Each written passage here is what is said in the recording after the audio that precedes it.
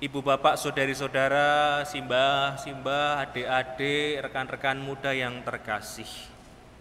Kita hampir mengakhiri tahun 2021. Rasanya ya terasa, ada yang merasa terasa cepat, ada yang merasa ya jalan begitu-begitu saja. Saya sendiri juga tidak memungkiri banyak keluh kesah di antara kita. Juga beberapa merasakan Natal kok garing, sepi, tidak seperti biasanya. Ya, kadang-kadang ketika kita berdoa, doa itu bukan hanya berupa syukur saja ya, tapi kadang-kadang ada kalanya berkeluh, mengesah. Saya kemudian tertuju kepada sebuah buklet buku persembahan harian 2022 Mendulang Cinta Tuhan. Pada sebuah halaman saya menemukan doa berjudul Mulai Baru, yang mewakili barangkali ungkapan hati saya atau kita beberapa di antara kita. Tuhan, aku bosan dengan hari-hariku, setiap hari berulang-ulang hanya yang itu-itu. Bagaimana aku bisa bersyukur kepadamu jika hidupku selalu begitu, tiada yang baru? Tidakkah Engkau pencipta yang membuat semuanya jadi baru? Dan seterusnya dan seterusnya. Meskipun kita sebagian di sini ya banyak ya tampil keren, bagian juga bau baju baru ini tadi saya perhatikan. Gitu. Saya yakin ada geliat rasa lelah, bosan, kecewa, entah atas hidup, entah atas relasi, entah atas pekerjaan, atau bahkan kepada Tuhan. Mungkin di antara sebagian kita juga terpaksa ya sudah online di rumah. Kita mendapatkan ketidakpastian, wah merasa diri menjadi korban, wah saya biasa aktif tapi sekarang saya tidak bisa menggereja. Atau tidak terdaftar di paroki manapun, kasihan ya. Kita lelah, jujur lelah dengan ketidakpastian yang kita terima dalam tahun-tahun pandemi terakhir. Melalui renungan Natal ini saya ingin menunjukkan satu hal yang barangkali terlewat dari renungan atau refleksi kita. Natal yang pertama terjadi dalam ketidakpastian. Saya ulangi, Natal yang pertama diwarnai dengan ketidakpastian. Satu misalkan, ketidakpastian soal penginapan. Bisa jadi Santo Yusuf ya bersedih. Maaf nak, ayah tidak bisa memberikan tempat persalinan yang terbaik, tempat lahir yang terbaik bagimu. Dan Yesus pun kita ketahui lahir di sebuah kandang yang kotor, yang hina. Tapi jangan ditafsirkan, ada netizen berkata, oh itu karena Santo Yusuf belum memasang aplikasi Peduli Lindungi. Wah, berat, maka ditolak. Bukan seperti itu. Yang lain, ketidakpastian soal hidup Yesus sendiri. Kita tahu baru lucu-lucu nih, tak lelo ledong anakku ya. Masih bayi merah, masih harus mengalami pengejaran. Dikejar-kejar pasukan Herodes yang membunuh anak-anak di Bethlehem. Maka Yesus harus mengungsi, diungsikan, dilarikan ke Mesir. Dan tolong jangan ditanggapi netizen, apalagi di kolom YouTube. Romo kesananya perginya mereka sudah ngecap pakai paspor dan visa belum? Belum ada zaman itu. Nggak usah tanya yang aneh-aneh. Sejak peristiwa Natal pertama kita lihat kebacaan pertama tadi. Ternyata hidup gembala yang semula mungkin datar-datar nggak dianggap biasa saja menjadi istimewa. Kenapa? Mereka dipilih menjadi saksi pertama kelahiran Yesus. Kita juga ingat kalau pas peristiwa Paskah yang menjadi saksi pertama adalah perempuan-perempuan yang di Yerusalem dipilih menjadi saksi pertama kebangkitan. Hidup orang-orang biasa, orang-orang yang sederhana, bahkan mungkin tidak dianggap di kalangan masyarakat, menjadi istimewa karena kenal, ikut, dan menghormati Yesus.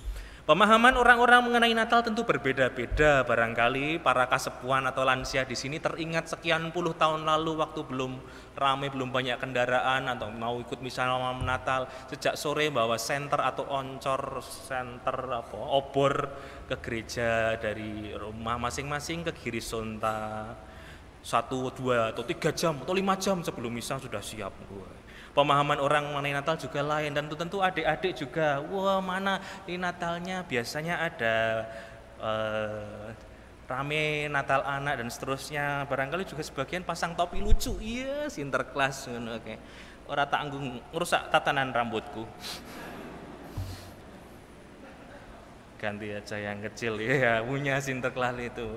Mah kok Natal tahun ini tidak seperti biasanya ya? Ya kita bertahan dulu, kita menjaga dulu untuk menjaga protokol dan seterusnya. Tahun depan semoga Natalan lebih ceria lagi dan romonya bagi-bagi kue, snack, jelly, permen, coklat dan seterusnya. Iya. Kita ingin merayakan itu. Bagi yang kaum jomblo, single, Natal. Mungkin lagu yang ceria sekalipun menjadi lain maknanya. Lagu Jingle Bell berubah menjadi Single Bell, Single Bell, Single all the way, Single all the way. Kemana-mana selalu single. Single itu berat, biar saya saja. Iya. Kalau kita juga atau barangkali ada yang merasa, wah, khususnya kur ya, kelompok kur, misalkan punya dendam nih sama romonya, lagu pembukaannya bukan seperti tadi yang bagus. Lagu pembukaan kita nyanyikan Gembala pergilah cepat-cepat, lagu untuk ngusir romonya. Iya, Gembala pergilah cepat. Enggak, ya kurnya baik ya, Belondo ya, ada kurnya dari Belondo, Belanda. Ya. Kita belasan puluhan kali mengikuti Natal. Di sekolah juga, kadang di lingkungan, kadang di gereja, dan seterusnya di perusahaan. Orang Katolik mempergunakan simbol-simbol yang hebat, yang menarik, yang mendalam tentang Natal. Bayi yang dibungkus lampin, ini saya heran. Lampinnya kok biru ini. Dibungkus dengan lampin, kain yang sederhana. Lambang kesederhanaan. Maria dan Yusuf, keluarga kudus. Kandang hewan dan ternak, ini kandangnya tanpa atap ini. Bukan ya kandang ya, bukan tempat binatang buas. Tempat kelemah lembutan. Gembala, simbol orang sederhana, lugu, tapi bermental siap sedia. Siap bentrok menghadapi segala sesuatu yang menghadang hewan ternak mereka. Juga 3 raja. Adik-adik masih ingat, adik-adik yang masih pia, namanya 3 raja siapa? Baltasar, Kaspar, Melkior, ya diambil sepedanya. Semuanya bersujud mengarah kepada figur yang satu, sama, yang kudus, yang tak bercela, bernama Yesus Kristus. Sama saja dengan gambaran hidup kita. Semua itu diharapkan bersatu, berfokus, sujud kepada Yesus Kristus. Di mana kita menempatkan Yesus Kristus sebagai pusat tujuan dan hidup kita di sana menghadirkan ruang tumbuh.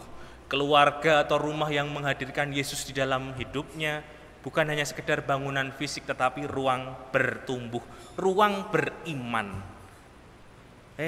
Romo, boro-boro tahun ini terasa berat, 2021 terasa susah, terasa ambiar. Seperti lagu yang lagi ngetren Romo, apa? Mendung tanpa udan, ketemulan kelangan, kabeh kuwi sing diarani perjalanan. Nggak usah dilanjutin nanti ambiar.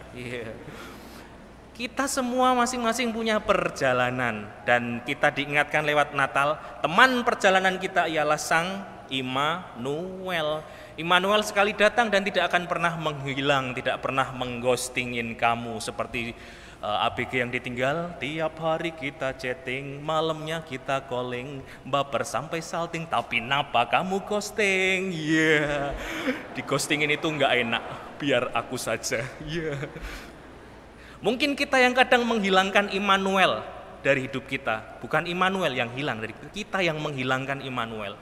Kita bersyukur, kita bangga orang Katolik punya Yesus punya sebutan Immanuel. Immanuel bahasa Ibrani, El Allah, Immanu beserta kita. Immanuel Allah beserta kita. Saya, Anda, kulo, panjenengan, sami sedoyo.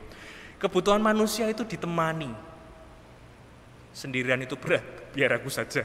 Ikut Yesus itu berarti siap menemani. Kenapa? Ikut Sang Immanuel. Sudah aku menjadi Immanuel belum di dalam hidupku? Sudahkah aku menjadi Immanuel yang nyata bagi istriku, suamiku, anakku, cucuku? Sudahkah aku kalau guru, sudahkah menjadi Immanuel? untuk murid-muridku? Kalau aku pejabat punya kedudukan, sudahkah aku beserta dengan rakyatku? Kalau aku pedagang, pengusaha dan seterusnya, wira swasta, sudahkah aku menjadi Immanuel beserta dengan teman-temanku dengan hidup yang adil? Dengan belajar dari kisah Natal kita diingatkan bersyukur atas hidup. Syukur kita punya Yesus.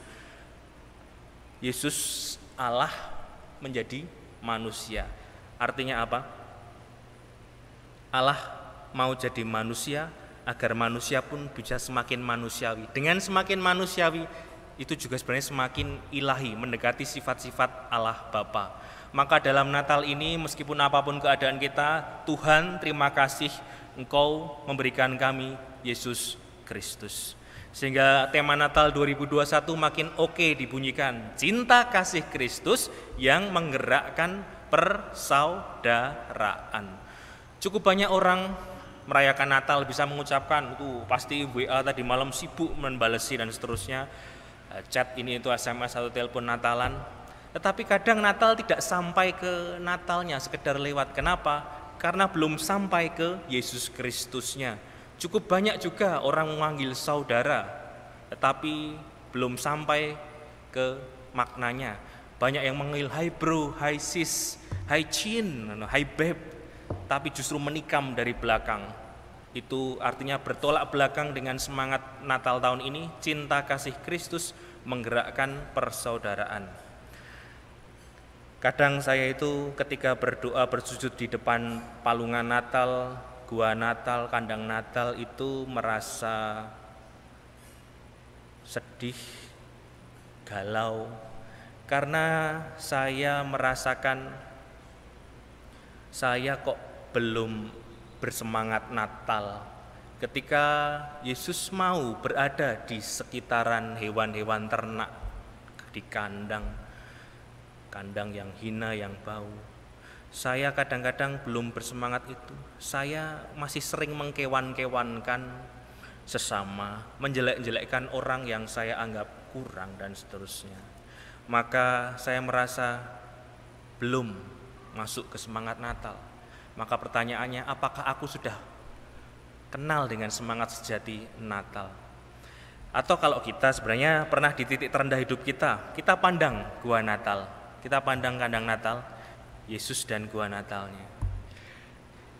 Tempat yang tidak layak, di sana kita berefleksi, di tempat manapun kita lahir, pasti ada rencana Allah di sana. Nah, sekali lagi, dimanapun kita berada, latar belakang kita, pasti ada rencana indah Allah di sana. Kalau kita mengalami seperti para orang Majus dari timur ya, jauh loh itu dari negara-negara lain, tentu capek ya kemana-mana, entah jalan atau naik unta. Kalau aku mengalami titik lemah, lesu, lalai, lunglai, loyo, kita ingat 3 orang Majus yang jauh ratusan kilo, belum ada GPS, tidak ada ojek dan ojek online dan seterusnya, mencari Yesus di Bethlehem. Kalau kita merasa rendah, kita pandang gembala, tokoh-tokoh yang tidak terkenal, tidak dikenal di dalam hidup sehari-hari. Mereka dianggap rendah karena kurang berpendidikan, posisinya sosial rendah. Mereka jadi saksi pertama kelahiran Kristus. Maka kita diingatkan lewat Injil. Injil tadi berkata, para gembala cepat-cepat berangkat menjumpai Maria dan Yesus dan bayi yang sedang berbaring di dalam palungan. Coba gembala-gembala menjawab. Jawaban malaikat kan mengajak mereka ke Yesus. Temui Yesus, males, mager. Nah, mager ini kata-kata yang lagi ngetren untuk golongan kaum rebahan ini, anak-anak online ini. Cius, mager, enak rebahan. Apakah terjadi kabar sukacita kalau kita mager dalam hidup beriman, dalam hidup bermasyarakat, hidup menggereja? Terjadi perubahan, terjadi semangat iman? Tidak, pasti enggak ada. Gembala adalah golongan orang-orang yang cekatan, terengginas, siap sedia, anti mager. Kalau mereka mager, sukacita Natal tidak terjadi. Maka meskipun mereka hanya gembala, mereka merasa berharga. Aku ketemu dengan Yesus. Kalau mereka mengalami ketakutan kecemasan, mereka yakin aku bersama Yesus. Seperti singkatan BPJS, beriman pada juru selamat. Mereka punya semangat itu. Maka kalau kita diberi tugas, nak, mari menjadi seperti gembala, siap sedia, semangat, tidak mager. Meskipun kadang game online dan aneka macam hal lebih menarik kita ya adik-adik ya. Nah, bagi kita orang tua semakin menjadi bapak dan ibu yang baik, bagi kita yang diutus di pekerjaan semakin giat dalam berkarya, itulah artinya menjadi saksi-saksi Natal. Wujud nyata jadi saksi Natal. Karena dulu kaum gembala diajak mewartakan kabar baik, yaitu Yesus lahir. Maka kita ikut semangat mereka. Giat mendengarkan, melaksanakan apa mau Tuhan bagiku. Dan ketika nanti di akhir Injil dikatakan, kembalilah gembala-gembala itu sambil memuji dan memuliakan Allah karena segala sesuatu yang mereka dengar dan mereka lihat. Jadilah kabar baik, kurangi mager, kurangi rebahan, giat terlibat di dalam hidup masyarakat, menggereja. Itulah bukti nyata kita jadi pewarta kabar gembira, bahkan menjadi kabar baik. Akhirnya selamat berhari Natal bersama keluarga dan sahabat. Merry Christmas, Feliz Navidad, Buon Natale, Sheng Dian Ji Kuaile, Sugeng Wiyosan dalam Sang Yesus Kristus. Amin.